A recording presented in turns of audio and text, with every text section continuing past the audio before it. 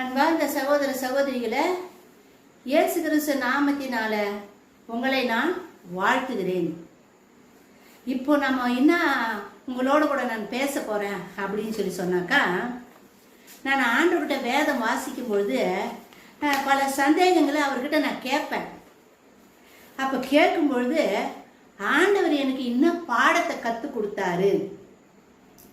ஆண்டவர் கற்றுக் கொடுத்த அந்த பாடத்தை உங்களோட கூட இப்போ நான் ஷேர் பண்ணிக்கிறேங்க. ஆண்டவர் எனக்கு என்ன போதிச்சாரு, நான் என்ன எழுப்பின சந்தேகம் அப்படின்னு. நான் ஆண்டவரை என்ன கேள்வி கேட்டேன்னா, பரிசுத்த ஆவியானவரை எல்லாரும் பெற்றிருக்கிறாங்க, அந்நிய பாஷையெல்லாம் பேசுகிறாங்க. ஆனால் ஏன் ஆண்டவரை எல்லாராலும் அற்புத அடையாளம் செய்ய முடியறதில்ல? என்ன காரணம்? ஒரு சிலரால தான் இந்த அற்புதம் அடையாளங்கள் செய்யறாங்க, அதை நம்ம பார்க்குறோம். ஒரு சபையில் கூட 1000 பேர் இருக்கிறாங்கனாக்கா 900 பேருக்கு மேலே பரிசுத்த ஆவியை பெற்றிருக்கிறாங்க. ஆனால் அந்த 900 பேராலையும் ஏன் அற்புதம் அடையாளம் செய்ய முடியல? பரிசுத்த ஆவியை பெற்றிருக்கிறாங்க தானே, அந்நிய பாஷையெல்லாம் பேசுகிறாங்களே, ஏன் செய்ய முடியல ஆண்டவரை அப்படின்னு ஆண்டவரை நான் கேள்வி கேட்டணும். அதுக்கு ஆண்டவர் எனக்கு என்ன தெரியுமா சொன்னார்? என்னை எங்கே தெரியுமா கூட்டிகிட்டு போனார்? பழைய ஏற்பாட்டு காலத்தில் ஆசரிப்பு கூடாரம் இருந்துச்சு பார்த்தீங்களா, அந்த இடத்துக்கு என்னை கூட்டிகிட்டு போகிறாருங்க. யாத்திராகமத்தில் வருதுங்க. எகிப்திலிருந்து கானா நாட்டுக்கு மக்களை தேவன் வழி நடத்தும் பொழுது அவங்க போகிற வழியிலெல்லாம் அந்த ஆசரிப்பு கூடாரத்தை வச்சு தான் தேவன் அங்கே தொழுது கொண்டாங்க. இந்த ஆசரிப்பு கூடாரத்துக்கிட்ட என் ஆண்டவர் கொண்டு போகிறாருங்க. கொண்டு போய் என்ன தெரியுமா சொல்கிறாருங்க? அந்த ஆசரிப்பு கூடாரத்தில் 3 நிலைகள் இருக்குதுன்றாரு. அதாவது பிரகாரம், பரிசுத்த ஸ்தலம், மகா பரிசுத்த ஸ்தலம். இந்த 3 நிலையை எனக்கு சொல்றாருங்க. இந்த ஆசரிப்பு கூடாரத்தை நமக்கு மனிதர்களாகி நம்மளோடு கூட ஒப்பிட்டு சொல்றாருங்க. எப்படின்னா, அந்த ஆசரிப்பு கூடாரம் இருக்குது பார்த்தீங்களா, அதுல வெளிப்பிரகாரம். அந்த வெளிப்பிரகாரம் தான் நம்மளுடைய ஊன் உடலாம். மகா பரிசுத்த ஸ்தலம் இருக்குது பார்த்தீங்களா, 2வது ஸ்டேஜ். அது நமக்குள்ள மனிதனுக்குள்ள இருக்கிற ஆத்துமாவாம். 3வது ஸ்டேஜ் மகா பரிசுத்த ஸ்தலம் இருக்குது பத்தியா, அதுதான் நம்முடைய ஆவியம். இப்போ ஏன் அடையாளம் செய்ய முடியறதில்ல அப்படின்னு தானே கேள்வி கேட்டேன். அதுக்கு என்ன சொல்றாரு?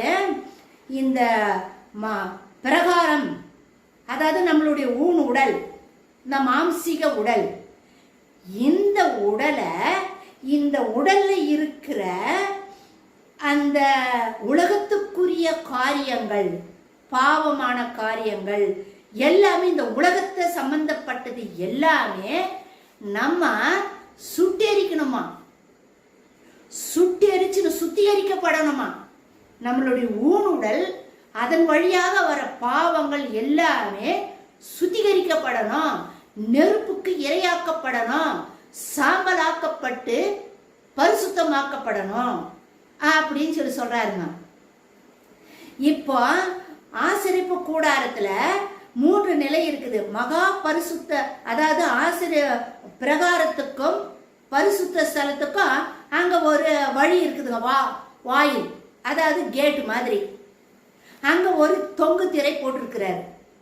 2வது அந்த தொங்கு திரையை தாண்டி தான் நம்ம 2வது ஸ்தலத்துக்கு, பரிசுத்த ஸ்தலத்துக்கு வரணும். இப்போ 2வது ஸ்தலத்துக்கு நம்ம வந்துட்டோம் பத்தியா. இப்போ 3வது ஸ்தலத்துக்கு போனோம்னா அங்க ஒரு தொங்கு திரை இருக்குது, அங்க ஒரு வாயில் இருக்குதுங்க, அங்க ஒரு கேட் இருக்குது. இது ஆண்டவர் எனக்கு சொல்றாருங்க. இப்போ பரிசுத்த ஆவியானவர் உள்ள வரணும் அப்படின்னா இந்த இந்த மாம்சீக சரீரத்துல நம்ம எல்லா காரியம், உலகத்துக்குரிய எல்லா பாவ சாப சகலமா சுட்டெரிக்கப்பட்டு பரிசுத்தமாக்கப்படணும்ன்றாரு. அப்படி ஆயிட்டாக்கா அந்த பிரகாரத்துல இருக்கிறவங்க அந்த கேட் ஓப்பன் ஆகுமா, சுட்டி எரிக்கப்பட்ட பிறகு கேட் ஓப்பன் ஆகுமா. அப்ப ரெண்டாவது ஸ்தலத்துக்கு நம்ம வந்துடுறோம். அப்படி நம்ம சரீரத்தை சுட்டெரிக்க ஒப்பு கொடுக்கும் பொழுது ஆவியானவர் நம்ம உள்ள இந்த மாம்சீக சரீரத்தை விட்டு எங்க வந்துடுறாரு, பரிசுத்த ஸ்தலத்துக்கு வராராம். பரிசுத்த ஸ்தலம் தான் நம்மளுடைய ஆத்துமாவாம்.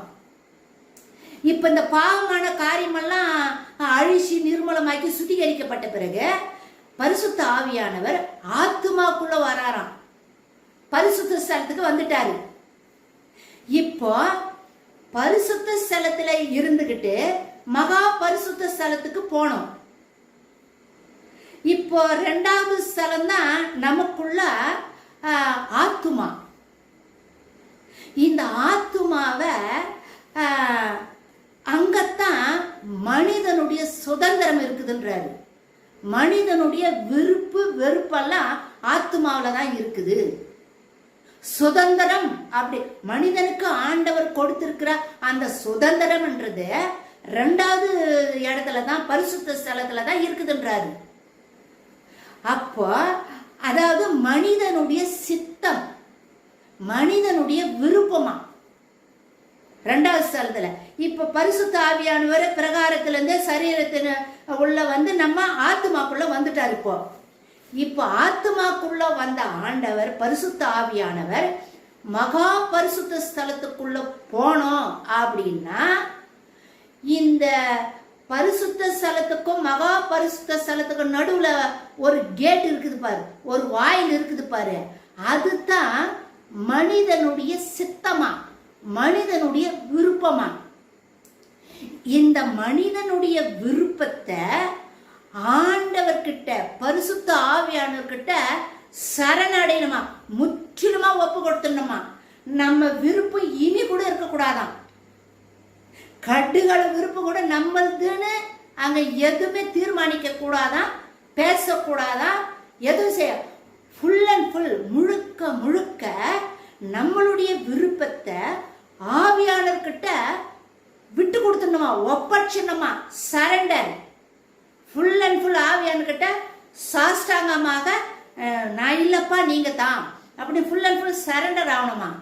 அப்போ நம்மளுடைய விருப்பத்தை, அந்த சித்தத்தை, மனிதனுடைய சித்தத்தை நம்ம ஆவியானவர்கிட்ட கொடுத்துட்டோம்னாக்கா, அப்படி கொடுக்கும் பொழுது மகா பரிசுத்த ஸ்தலத்துக்கும் பரிசுத்த ஸ்தலத்துக்கும் கேட் ஒன்று இருக்கு பார்த்த, தொங்கு திரை வாயில் ஒன்று இருக்கு, அது திறக்குமா, இரண்டாவது வாயில் திறக்குமா.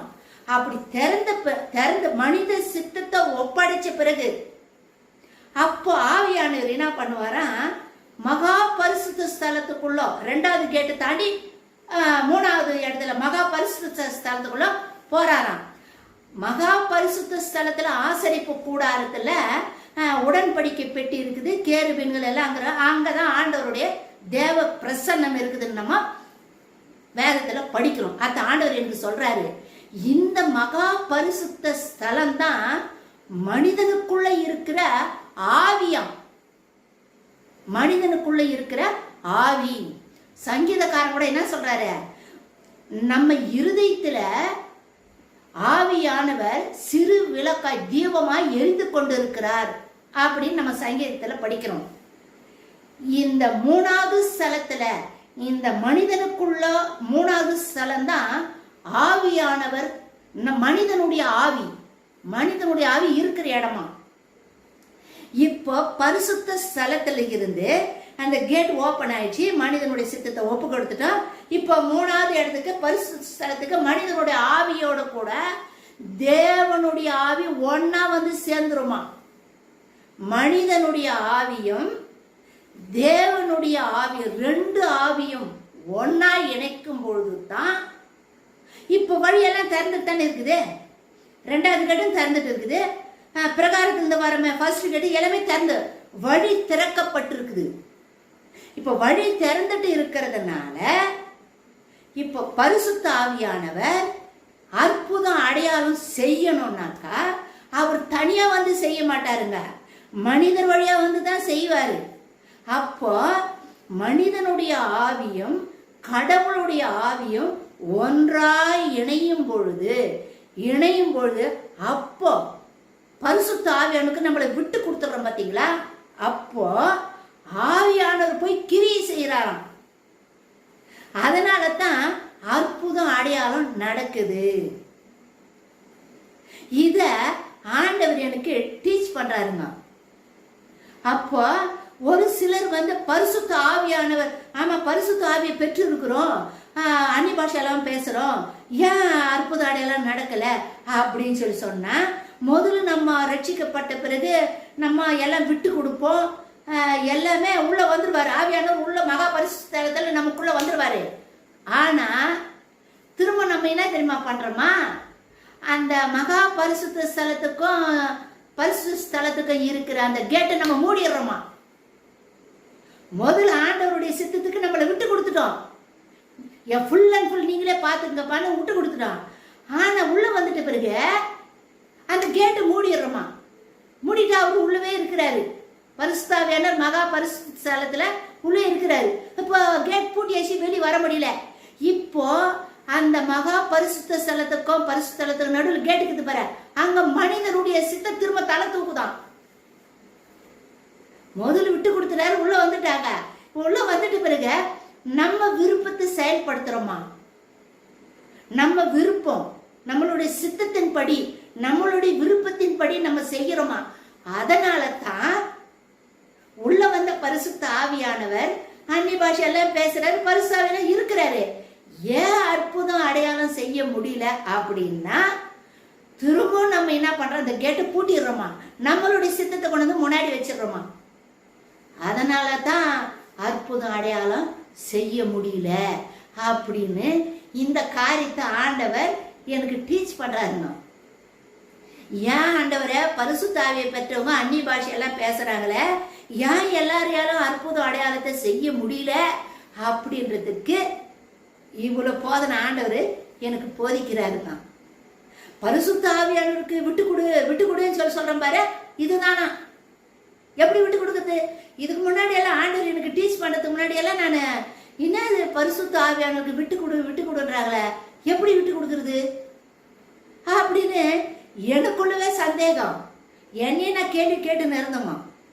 அப்பதான் ஒரு நாள் ஆண்டவருக்கு நான் கேட்டேன், ஏன் ஆண்டவரை பரிசுத்த ஆவியை பெற்றவங்களால எல்லாராலும் ஏன் அற்புத அடையாளம் செய்ய முடியல, என்ன காரணம் அப்படின்றதுக்கு தான் ஆண்டவர் இவ்வளவும் ஆண்டவர் எனக்கு டீச் பண்ணாருங்க, கற்றுக் கொடுத்தாருங்க. இந்த மாதிரி நிறைய விஷயங்களை ஆண்டவர் எனக்கு கற்றுக் கொடுத்துருக்கிறாருங்க, பேசியிருக்கிறாரு. அது திரும்ப நான் ஒன்றுனா உங்களோடு கூட நான் ஷேர் பண்ணிக்கிறேங்க. ஆண்டவர் எனக்கு என்ன டீச் பண்ணாரு அப்படின்றத எனக்காக ஜபம் பண்ணிக்கோங்க. என் சரீர சுகத்துக்காக ஜபம் பண்ணுங்க. இப்பதான் நான் 7வது அதிகாரமே வெளிப்படுத்தின விசேஷத்துல வந்திருக்கிறேன். 22 அதிகாரம் இருக்குதுங்க, 7 தான் முடிஞ்சிருக்குது. இன்னும் எவ்வளோ முடிக்க வேண்டியதெல்லாம் இருக்குதே. அதனால எனக்காக தயவுசெய்து கொஞ்சம் ப்ரேயர் பண்ணுங்க. நம்ம ஒருத்தருக்கு ஒருத்தர் ஜபத்துல தாங்கணும். நம்ம ஆண்டவராகி இயேசு கிறிஸ்து கூட ஜெத்தமேனி தோட்டத்தில் இருக்கும்போது சீடர்கிட்ட வந்து கேட்டார் இல்லையா, எனக்காக ஜபம் பண்ண 1 மணி நேரம் விழித்திருந்து ஜபம் பண்ண முடியாதான்னு ஆண்டவரே கேட்டார. நம்மெல்லாம் எந்த மொழிக்கு, நம்மெல்லாம் ஏமாத்திரம், நம்மெல்லாம் பாடுள்ள மனிதர்கள் தான். அதனால எனக்காக நீங்க ஜெபிக்கும்படி உங்களை தாழ்மையோடு நான் கேட்டு, முக்கியமா என்னுடைய சரீர சுகத்துக்காக ஜபம் பண்ணுங்க. நானும் உங்களுக்காக ஜெபிக்கிறேன். இந்த ஆண்டவர் எனக்கு டீச் பண்ண செய்தியை நீங்கள் மற்றவங்களோடு கூட ஷேர் பண்ணிக்கோங்க. லைக் பண்ணுங்க, ஷேர் பண்ணுங்க. மாரநாதா.